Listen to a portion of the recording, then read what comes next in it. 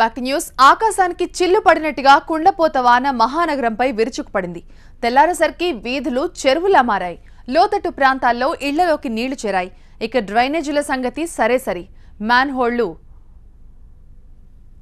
నోళ్లు తెరుచుకున్నాయి. చక్రబంధంలా నగరం నలుమూలలా ట్రాఫిక్ స్తంభించింది. కార్లు మునిగే రేంజ్లో వరద పోటెత్తింది. కాసేపటి క్రితం వాన తగ్గింది, కానీ వరద బీభత్సం హడలెత్తిస్తోంది.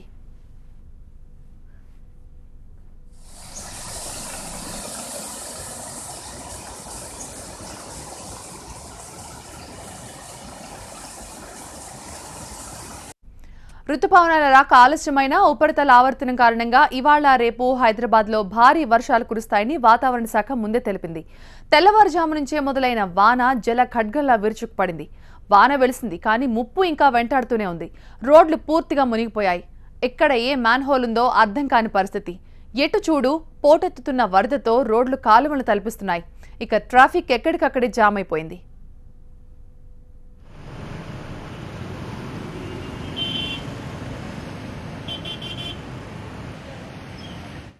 రుతుపవనాల రాకకు ముందే దంచికొట్టిన జడివానతో జంట నగరాలు జలమయమయ్యాయి. హైదరాబాద్ బోయిన్పల్లిలోని రామన్నకుంట చెరువుకు గండిపడింది. దీంతో చెరువులోని వరద సమీప కాలనీలను ముంచెత్తింది.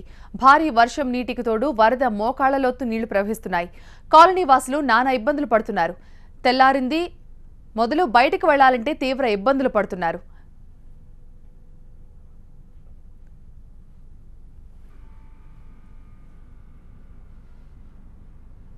బోయిన్పల్లి నుంచి మా ప్రతినిధి గణేష్ మరింత సమాచారం అందిస్తారు. గణేష్,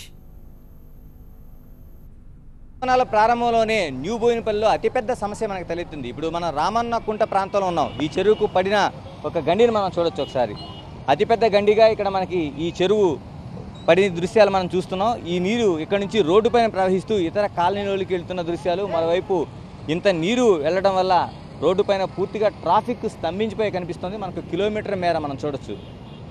దాదాపు ఉదయం నుంచి అంటే రాత్రి నుంచి కురుస్తున్న వర్షానికి ఇవాళ తెల్లవారుజాము నుంచి ప్రారంభమైన ట్రాఫిక్ ఇలాగే నిలిచిపోయి ఉంది. ట్రాఫిక్ పోలీసులు మరోవైపు ఇక్కడ కంట్రోల్ చేస్తున్నా ఈ మాత్రం కంట్రోల్ కాని పరిస్థితి కనిపిస్తోంది. ఈ నీళ్లు పూర్తిగా ఇందులోంచి ప్రవహిస్తూ ఇటువైపు ఉన్న కాలనీలు దాదాపు 5-6 కాలనీలు ఉన్నాయి. మనకి సౌజన్య కాలనీతో పాటు ఇతర కాలనీలు ఉన్నాయి. మనకి ఈ కాలనీలన్నింటిలో కూడా నీళ్లు ప్రవహిస్తున్నాయి. ఇప్పటికి సౌజన్య కాలనీ వైపు పూర్తిగా వెళ్తున్న దృశ్యాలు అయితే మనం ఈ నీరు మనం చూస్తున్నాం. దీంతోపాటు కంటైన్మెంట్లు ఇతర ప్రాంతాలకి ఈ నీళ్లు వెళ్తున్నాయి. పూర్తిగా చాలా ప్రాంతాలు నీట మునిగిన పరిస్థితి కనిపిస్తుంది. మనం ఒక్కసారి రామన్న చెరువుని ఒకసారి చూస్తే మనకి దాదాపు 7 ఎకరాల 21 కుంట్లు ఉండే ఈ చెరువు ఇప్పుడు దాదాపు 1 ఎకరా వరకు పైగా ఇక్కడ ఆక్రమణకు గురైనట్లుగా మనకు కనిపిస్తుంది. మనం చూడొచ్చు ఈ చెరువుకి చుట్టుపక్కల ప్రాంతాల్లో పూర్తిగా భవన సముదాయాలు ఏర్పడ్డాయి. ఇక్కడ నీటి వాడకం పెరిగింది. మరోవైపు వర్షపు నీరు కావచ్చు, లేకపోతే మురుగునీరు కావచ్చు, ఈ చెరువు ఈ కెపాసిటీని తట్టుకోలేని పరిస్థితి వస్తుంది. ఎప్పుడు కూడా మురుగునీటికే ఇది పూర్తిగా నిండిపోయే పరిస్థితి ఉంటే ఇప్పుడు ఋతుపవనాలతో మరోవైపు అల్పపీడనం లాంటి పరిస్థితులతో ఒక్కసారిగా భారీ వర్షాలు కురిస్తే ఇదే పరిస్థితి కనిపిస్తుంది. ఇప్పుడు కాలనీలన్నీ నీట మునిగిన పరిస్థితి. కాలనీలో ఉన్న నీరు ఇక్కడికి వస్తే ఇతర ప్రాంతాలు మునిగే పరిస్థితి కనిపిస్తోంది. దీన్ని కంటోన్మెంట్ ప్రాంతంలో ఉండటం వల్ల దీన్ని అటువైపు మనకు కనిపిస్తున్న భవన సముదాయాలన్నీ కూడా జీహెచ్ఎంసీలో ఉన్నాయి. ఇక్కడ నుంచి కూడా ఇవన్నీ కంటోన్మెంట్ ప్రాంతంలో ఉంటాయి. ఈ కంటోన్మెంట్లో ఏ పనులు చేయాలన్నా ఒక నిర్దిష్టమైన ప్రణాళిక, మరోవైపు మిలిటరీ అనుమతులు తీసుకోవాల్సిన అవసరం ఉంది. ప్రజాప్రతినిధులు దీనికోసం మేము ప్రయత్నాలు చేస్తున్నాం. మరోవైపు రాష్ట్ర ప్రభుత్వం ప్రయత్నం చేస్తుంది. మరోవైపు ఇతర ఎంపీలు కూడా దీనికోసం ప్రయత్నాలు చేస్తున్నా ఇక్కడ జరగాల్సిన పనులు జరగటం లేదనేది ఇక్కడ స్థానిక ప్రజాప్రతినిధులు చెప్తున్నారు. ఎందుకంటే ఈ చెరువుకి అటువైపు ఉన్నది 6వ వార్డు ఉంది, ఇటువైపుకి 1వ వార్డు ఉంది. 6వ వార్డులోన సమస్య తీవ్రంగా ఉంది, 1వ వార్డులో సమస్య ఉంది. ఈ సమస్యకి పరిష్కారం ఏంటనేది కూడా వీళ్ళకి అందుపట్టిన పరిస్థితి వస్తుంది. ఇక్కడ స్థానికంగా ఉండే ప్రజాప్రతినిధులు ఉన్నారు. చెప్పండి, మీరు 6వ వార్డుకి మీరు ప్రజాప్రతినిధిగా ఉన్నారు. పాండు గారు, మీరు ఎటువంటి సమస్య, ఎందుకు ఇన్ని ఏళ్ల దీర్ఘకాలికంగా సమస్య అంటే ఎందుకు పరిష్కరించలేకపోతున్నారు? మళ్ళీ మిలిటరీ వాళ్ళతో డిఫెన్స్ వాళ్ళు మాకు పర్మిషన్ ఇవ్వడానికి కారణం ఒకటే అండి. ఇది ఏంటంటే ఇంతకుముందు స్టేట్ గవర్నమెంట్లో ఉండే ల్యాండ్ ఇది. వాళ్ళు ఏం చేసి ఎక్స్చేంజ్ ఆఫ్ ల్యాండ్ దిక్కెళ్ళి ఇది 7 ఎకరాల 20 గుంట మిలిటరీ వాళ్ళకి ఇచ్చారు. ఇప్పుడు మేము పనులు చేయడానికి ఒక పైపులు కూడా తీసుకొచ్చి పెట్టాము. అక్కడ పైపులు కూడా తీసుకొచ్చాం, వర్క్ నడుస్తూ ఉన్నది. ఒక 50 మంది మిలిటరీ వాళ్ళు గన్తో వచ్చి మనం ఆపేసి మేము పని చేయొద్దని చెప్పేసి మనం ఆపేశారు. దాని వల్ల మాకు పనులు అయితే లేవు. మినిస్టర్ ఆఫ్ డిఫెన్స్లో కూడా మేము చేయడం జరిగింది. పార్లమెంట్లో కూడా మాట్లాడడం జరిగింది ఈ విషయంలో. మన ఎంపీ గారు, ఎంపీ మల్లారెడ్డి గారు కూడా బాగా ప్రయత్నం చేస్తున్నాము. అన్ని విధాల ప్రయత్నం చేస్తున్నా కానీ మాకు పర్మిషన్ దొరకడం లేదు. పర్మిషన్ గురించి వెయిటింగ్ ఫర్ పర్మిషన్. మేము అంటే నిధులు కేటాయింపు జరిగింది, నిధులు కూడా కేటాయింపు ఉన్నాయి. అన్ని మన స్టేట్ గవర్నమెంట్ కూడా మన కేటీఆర్ కూడా రావడం జరిగింది. ఇక్కడికి కేటీఆర్ కూడా వచ్చిపోయాడు. ఇక్కడికి ఎంత నిధులు కేటాయించారు? కేటీఆర్ కూడా ఫస్ట్ ఎన్ఓసీ వచ్చిన తర్వాత 2 కోట్లు ఇస్తా అని చెప్పి హరీష్ రావు గారు చెప్పారు. 2 కోట్లు ఇస్తా అని చెప్పేసి చెరువు పునరుద్ధరణకు. కానీ అది మాకు ఎన్ఓసీ దొరకడం లేదు. ఎన్ఓసీ దిక్కెళ్ళి మేము ఆగుతూ ఉన్నాం. మా శివ గారు కూడా బాగా ప్రయత్నం చేస్తున్నారు. అందరూ ప్రయత్నం చేస్తున్నాం కానీ ఆ మిలిటరీ వాళ్ళు మా మీద ఇంకా దయ చూపడం లేదు. అది ఇప్పుడు మరి ఒకవైపు మీరు పనులకు సంబంధించిన చాలా వరకు ఏర్పాట్లు చేసుకున్నారు మీరు. మరి వీటికి ఎంత నిధులు వెచ్చించారు? ఇప్పుడు ఎందుకు అలా ఉండిపోయినాయి పూర్తిగా? ఇప్పుడు 50 లక్షల నిధులు ఇక్కడ కేటాయింపినాము. ఆల్రెడీ సగం వర్క్ జరిగింది. లేయింగ్ ఆఫ్ పైప్ లైన్ జరగడంతో వాళ్ళు మిలిటరీ వాళ్ళు ఆపడంతో ఆగిపోయి ఉన్నది. కంటోన్మెంట్ సంబంధించిన సూపరింటెండెంట్ కూడా ఉన్నారు మన ముందు. దేవేంద్ర గారు చెప్పండి, ఈ పూర్తిగా పనులు జరగకపోవడం వల్ల ప్రజలు ఇబ్బంది పడుతున్నారు. మరోవైపు ఋతుపవనాలు ప్రారంభంలోనే ఇంత సమస్య ఉంటే ఇంకా వర్షాలు పడాల్సిన సీజన్ అంతా ఇంకా ముందు ఉంది. ఇంకా ఏ పరిస్థితులు రాబోతున్నాయి మీకు? రామన్నకుంట చెరువు వచ్చేసి మా కంటోన్మెంట్ జ్యూడిక్షన్లో ఉంది. ప్రాబ్లం ఏంటంటే మా ఏరియాకు ఉన్న కాలనీస్ల వాటర్ కన్నా బయట జిహెచ్ఎంసీ ఏరియాలో ఉన్న కాలనీస్ నుంచి దగ్గర ఒక 55-60 కాలనీస్ నుంచి వాటర్ అంతా ఇదే వైపు వస్తుంది. ఇక్కడ ఉన్న ఇబ్బంది ఏంటంటే దీన్ని మేము పూడిక తీయడం కూడా చాలా రోజు నుంచి పూడిక తీయలేదు దీన్ని. అది ఒక రీజన్ ఒకటి నిండిపోవడానికి. సెకండ్ వచ్చి 2 అవుట్లెట్స్ ఉన్నాయి దీనికి బయట వాటర్ వెళ్ళడానికి. రామన్నకుంట చెరువు నుంచి వాటర్ వెళ్ళడానికి 2 అవుట్లెట్స్ ఉన్నాయి. ఒక అవుట్లెట్ వచ్చి ఇప్పుడు పనిచేస్తున్నది కానీ దాని నుంచి కూడా స్లోగా వాటర్ వెళ్తున్నది. సెకండ్ వచ్చి అక్కడ ఉన్నది ముందర, దాన్ని మేము లాస్ట్ ఇయర్ కూడా దాన్ని రిస్టోర్ చేసి పైప్స్ కూడా వేయించడం జరిగింది. మరి స్థానిక board member plus last time CO madam ఉండే సుజాత గుప్తా మేడం, ఆమె చొరవ తీసుకొని పైప్ లైన్ కూడా వేయడం జరిగింది. ఇవి 2 కూడా సరిపోతలేవు. ఫ్లో వచ్చినప్పుడు వాటర్ ఫ్లో వచ్చినప్పుడు ఈ వాటర్ ఎక్కువైపోతున్నది. మన అవుట్లెట్ నుంచి పోయే వాటర్ తక్కువ అయిపోతుంది కాబట్టి రోడ్డు మీద ఓవర్ఫ్లో అయ్యే పరిస్థితి. దీని పర్మనెంట్ సొల్యూషన్ కోసం మా ఉన్నతాధికారులు ఆర్మీ అధికారులతో సంప్రదిస్తున్నారు. బోర్డులో కూడా డిస్కషన్ చేస్తున్నారు. కాబట్టి మరి ఈ ప్రాబ్లం పర్మనెంట్ సాల్వ్ కావాలంటే మళ్ళీ ఆర్మీ అధికారులు మనకు పర్మిషన్ ఇచ్చిన తర్వాత జైకా వాళ్ళు కూడా లైన్ వేయడానికి రెడీ పెట్టుకున్నారు. పైప్ లైను ఆ డిగ్గింగ్ చేసి ఇంతకుముందు ఏంటంటే అక్కడ ఉన్నదంతా దాని ఎంబడి ఆ కాలనీ ఎంబడి చిన్న ఓపెన్ నాలో ఉండే రెయిన్ వాటర్ స్టామ్ వాటర్ వెళ్ళిపోవడానికి డ్రైనేజ్ వాటర్ వెళ్ళిపోవడానికి దాన్ని డిగ్గింగ్ చేసి పైప్ వేయడానికి పెట్టుకున్నాము. ఒకటి ఏంటంటే ఆ వర్క్ కొంచెం పెండింగ్ ఉన్నది కాబట్టి అంటే ఆర్మీ అధికారులతో సంప్రదిస్తున్నారు సిఓ గారు కాబట్టి అదైన తర్వాత జైకా పనులు అయితే మనకు ఒక 60% వాటర్ కంప్లీట్ ఆల్వాల్ ఏరియా నుంచి కానీ మా దగ్గర ఉన్న కాలనీస్ నుంచి వచ్చే డ్రైనేజ్ వాటర్ ఆ జైకా పైప్ లైన్ నుంచి వెళ్ళిపోతుంటుంది. అది డైరెక్ట్ వెళ్ళిపోయి ఆ జైకా లైన్ ఉంది కాబట్టి అది దాంట్లో కలుస్తుంది.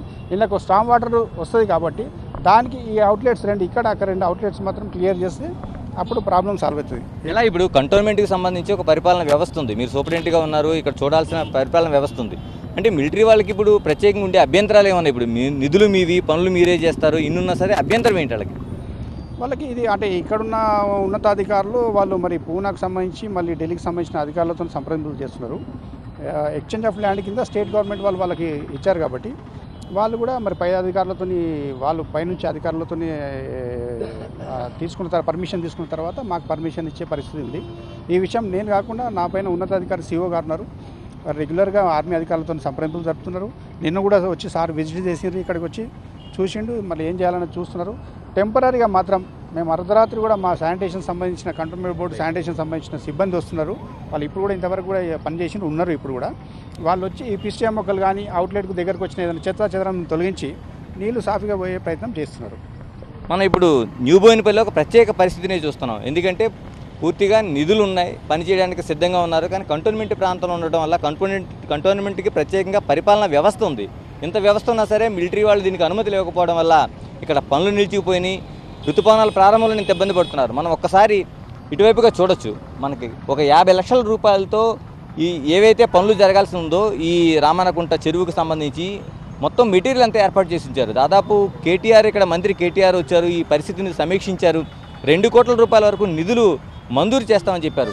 ఈ చుట్టుపక్కల ప్రాంతాలు అంటే దాదాపుగా కోకట్పల్లి, అల్వాలకు సంబంధించిన ఏదైతే మున్సిపాలిటీలో ఉన్నాయో ఈ మున్సిపాలిటీ ఎగువ ప్రాంతాన్ని చూస్తున్న నీరు ఈ చెరువుని ముంచేస్తుంది. ఈ చెరువు తర్వాత కంటోన్మెంట్లో ప్రాంతాలు మునిగిపోతున్నాయి. అందువల్ల ఒకవైపు ఆ మున్సిపాలిటీలు కావచ్చు, రాష్ట్ర ప్రభుత్వం కావచ్చు, ఇక్కడ కంటోన్మెంటు విభాగానికి సంబంధించిన ప్రజాప్రతినిధులు, అధికారులు వీళ్ళంతా సిద్ధంగా ఉన్న కేవలం మిలిటరీ అనుమతులు లేవనే దీంతో ఇప్పుడు పూర్తిగా ఇక్కడ నిలిచిపోయిన పరిస్థితి అయితే మనకి కనిపిస్తుంది. ఒక ప్రత్యేక పరిస్థితి. కానీ ఇప్పుడు ఋతుపవనాల ప్రారంభంలోని కురిసిన కేవలం 8 సెంటీమీటర్ల వర్షానికే ఈ విధంగా ఉంటే రాను ఇంకా భారీ వర్షాలు కురిస్తే ఈ ప్రాంతం ఏమవుతుందనేది ఒక్కసారి చూడాల్సిన పరిస్థితి ఉంది. మరోవైపు ఈ పరిస్థితిని ఊహించుకొని ప్రజలు తీవ్ర భయాందోళన అయితే వ్యక్తం చేస్తున్నారు. కెమెరా పర్సన్ రఘుతో గణేష్, TV9 హైదరాబాద్. ఎస్ గణేష్.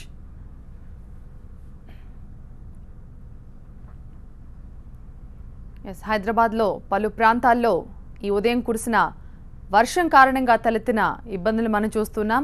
అమీర్పేట్ నిత్యం వేలాది వాహనాలు, వేలాది మంది ప్రజలు, లక్షలాది ప్రజలు ఈ ఏరియా గుండా ప్రయాణిస్తూ ఉంటారు. అలాంటి అమీర్పేట్లో ఎటువంటి పరిస్థితి ఉందో మనం చూస్తున్నాం. ఒక లోతట్టు ప్రాంతాల్లో ఎటువంటి పరిస్థితి కనిపిస్తోందో దాదాపుగా అటువంటి పరిస్థితే అమీర్పేట్ మెయిన్ రోడ్పై మనకు కనిపిస్తుంది. వాహనాలు దాదాపుగా చక్రాలు మొత్తం నీటిలో మునిగిపోయే స్థాయిలో అక్కడ వర్షపు నీరు నిలిచిపోయి కనిపిస్తోంది. అలాగే ఎల్బీ నగర్, BHEL, మల్కాజ్గిరి, జీడిమెట్ల, హైదరాబాద్లోని అన్ని ప్రధాన ప్రాంతాల్లో, ప్రధాన కూడళ్లలో కూడా ఇవే దృశ్యాలు కనిపిస్తున్నాయి. ఎక్కడ చూసినా కూడా మోకాళ్లలోతు నీళ్లు, ఇళ్లల్లోకి నీళ్లు రావడం, అలాగే నాలాలు పొంగి ప్రవహించడం, మ్యాన్హోల్స్ కంటికి కనబడకుండా ఎలా ప్రమాదాలు పొంచి ఉన్నాయి మనకు కనిపిస్తుంది. హైదరాబాద్లో వర్షాకాలం వచ్చిందంటే ప్రధానంగా ఉండే సమస్య నాలాలు పొంగి ప్రవహించడం, అలాగే మ్యాన్ హోల్స్ తెరుచుకోవడం. ఎక్కడ మ్యాన్ హోల్స్ ఉంటాయో తెలియని పరిస్థితి కనిపిస్తుంది. ఎక్కడ నాలాలు రోడ్డు స్థాయి కూడా దాటి ప్రవహిస్తూ ఉన్నాయి, అవి కూడా మనకు కనబడవు. కనుక ప్రజలు అప్రమత్తంగా ఉండాలి. GHMC అధికారులు ఇప్పటికీ దీనికి సంబంధించి హెచ్చరికలు కూడా జారీ చేశారు. అవసరం ఉంటే తప్ప ప్రజలు భారీగా నీళ్లు నిలిచిపోయిన ప్రాంతాల్లో బయటకు రావద్దు అని చెప్తున్నారు. అలాగే పురాతన భవనాలు, అలాగే పాడుబడ్డ భవనాల్లో నివసించే వాళ్ళు కూడా తగిన జాగ్రత్తలు తీసుకోవాలి. ఈ వర్షం దాటికి బిల్డింగులు నానిపోయి కూలిపోయే ప్రమాదం ఉంది. మరోవైపు హైదరాబాద్లో ఈ పరిస్థితికి కారణం ఒక రకంగా మానవ తప్పిదం కూడా ఉంది. అనేక చెరువులు కబ్జాకి గురవుతున్నాయి, నాలాలపై నిర్మాణాలు కూడా వస్తున్నాయి. దీంతో ఆక్రమణలకు గురి కావడంతోనే హైదరాబాద్లో ఇటువంటి పరిస్థితి వర్షాకాలం వచ్చినప్పుడు ఎలా తలెత్తుతోందని అటు అధికారులు కూడా అంటూ ఉన్నారు.